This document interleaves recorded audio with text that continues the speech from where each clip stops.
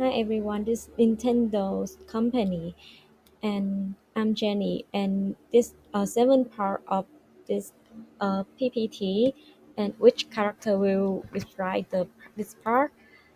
Important information about Nintendo was found in 1889 in Kyoto, and is a legendary innovator in gaming, known for global franchises like Mario and Pokemon, with over 500 million Switch units sold since 2017. And launch for Nintendo Switch 2. Nintendo will launch Switch 2 on April 2nd for this year, featuring upgrade performance and strategy production shipped to Vietnam and Cambodia. Trade war impact to reduce traffic. Nintendo is pre-stocking Switch 2 in the US with a new price point for $399, and mobile ad and market outlook. Um, with the launch of Nintendo Today and the 25 stock rise, analysts project Switch 2 sell to hit 10 million units in the first year. Hi, I'm Zoe. I will continue with the pastel analysis. It focuses on six dimensions. First, political factor. Nintendo gains from stable government and trade deal, but faces risks from changing like Brexit or trade barriers, such as US tax on China goods, the rising consoles production costs. Second, economic factor. Changing currency and inflation impact Nintendo's revenue and costs. A weaker Japanese yen puts earnings from foreign market, but rises costs for import, reduce profit. Next, social factor. Nintendo appeals to a broad player base with growing demand for multiplayer and social games, especially post-pandemic. This aligns with its family-friendly old-age brand. Technological factor. Nintendo focused on new ideas, such as the Switch OLED. It also looked into AI and cloud gaming, but global shortage of computer chips still cause delay in making products. Environmental factor. Nintendo has committed to use 100% recycled packaging by 2025 and aim to reduce manufacturing energy use by 30% by 2030. Last, legal factor. Nintendo strongly protects its game rights and follow privacy laws in many countries. It also takes legal action against people who copy or share games illegally. Hi, this is Jen. Now let's analyze Nintendo with the Valorant framework, which introduces important players in the market from the perspective of Nintendo.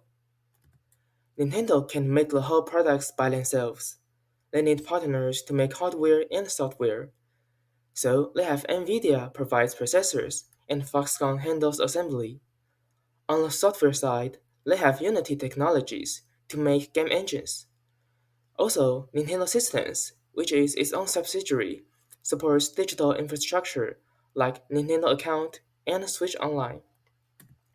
After a product is created, they sell it. Nintendo's philosophy is everyone and anyone, which means everyone and anyone can enjoy their games. They even make educational tools like Nintendo Label for the use of education. Next, Nintendo find complementers to make a bigger pie. Game developers, accessory makers create rich game experience, and streamers who follow Nintendo's streaming guidelines provide massive exposure for Nintendo games.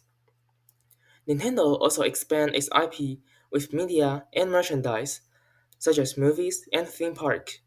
The Pokemon Company, a key affiliate, plays a central role in merchandising and brand promotion. The last one is their competitors. Even though Sony and Microsoft are also console makers, Nintendo doesn't view them as direct competitors due to their different market targets. Instead, mobile game companies like Tencent and Supercell represent a greater challenge. Their free anytime anywhere games pose more threat to Nintendo's market. Through the analysis of ValueNet, we see Nintendo doesn't focus on hardware wars. Instead, they focus on the mass market, design accessible games that support a variety of accessories to offer a rich gaming experience for all kinds of players. Through a strong IP licensing strategy, they have successfully expanded their brand influence, gaining an edge in competition with mobile game developers. Hello everyone, I'm Barry. In this session, I will introduce Nintendo's key resources. I will cover human capital, physical capital, intellectual capital, structural capital, financial resources, and relational capital. First, human capital. Nintendo became a central-owned company by focusing on R&D and the management skills and leveraging 70% overseas sales. Marketing talent is key. For the physical capital, Nintendo has a manufacturing plant and headquarters in Kyoto and subsidiaries worldwide, including the US and Germany for the regional distribution. For intellectual capital, Nintendo uses R&D to create a unique game calendar extend to film and generated revenues through related products. For structural capital, Nintendo has a subsidiary that bring calendars into film and handle regional product distribution.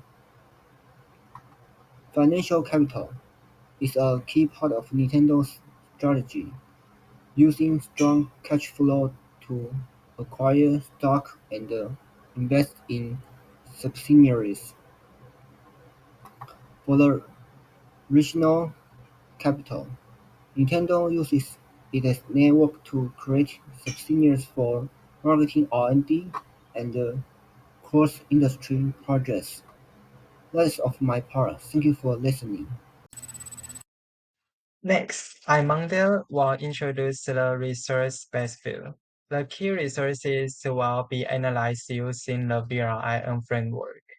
The Nintendo Switch combines home and handheld features, creating market differentiation. However, its hardware is easy to replicate, so it is not rare and only achieves competitive priority. To enhance competitiveness, Nintendo introduced a game platform, gaining a temporary competitive advantage through developer collaboration, yet this model is still imitable. To pursue long-term advantage, Nintendo relies on exclusive IPs like Mario and Kirby, which are valuable, rare, and inimitable, but still sustainable.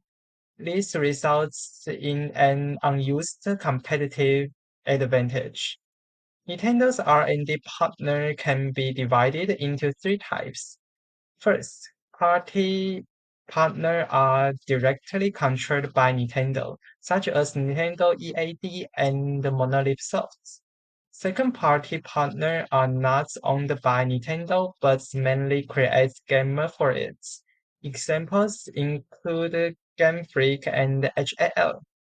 Third-party partner collaborates with Nintendo but also work with other platforms. Example includes Sega and Koei Tecmo. These three types of partnership gives Nintendo's R&D team strong BRIN characteristic, making them difficult to replace and giving Nintendo sustainable competitive advantage. Thanks everyone. Hello, I'm Dean, and today I will introduce the Nintendo recent growth strategy, focusing on vertical integration and differentiation and geography expansion.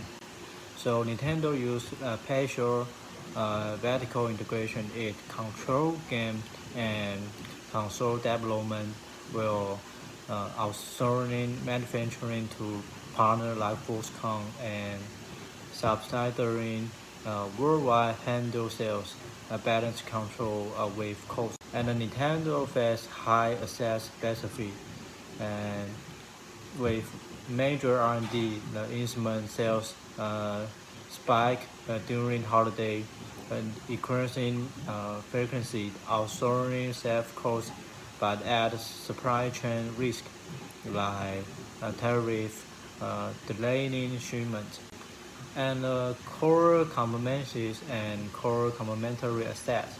The key strengths include a hybrid switch, strong IP like Mario and Zelda, and a global location complementary assets like Switch Online and SRT acquisition supports steady growth and economic network effect. Nintendo leveraged growth, extending IP into games, movies, and parks. A long-term partner booster learning, more user create network effect with the upcoming Switch 2 will likely enhance. The last is Star BCG matrix. Like Star is Switch and hit game, and cash cow like classic IP and subscribe service, and Crushing marks like mobile game and zero park like USJ, and the dog is update a series being phased out. Hello, my name is Ryan. I'm going to introduce Nintendo's geographical expansion.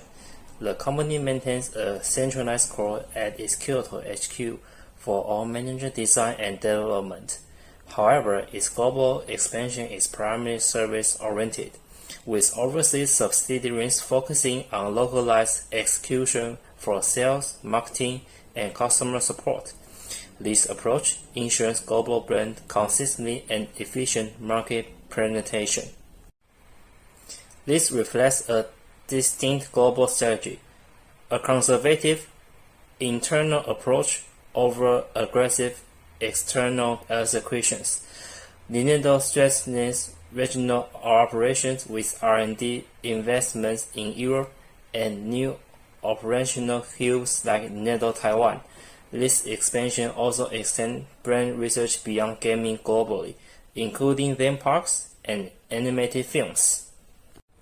To achieve this expanding scope, Nintendo efficiently utilized various governance mechanisms, strategy analyze extend reach and digital presence, notably with DNA for mobile games and economics, and Universal Studios from theme parks. They also secure the game library and hardware production via developer and supply chain partnerships. Furthermore, joint ventures accelerate strategic initiatives. For instance, Nintendo Systems established with DNA in 2022 substantially enhanced digital business and platform development capabilities. Lastly, M&S selectively internalizes critical capabilities. Acquiring SRD in 2022 strengthens core game development. The Shiver Entertainment acquisition in May 2024 boosts gaming porting and platform competitiveness. This M&A moves bolster Nintendo's core strengths.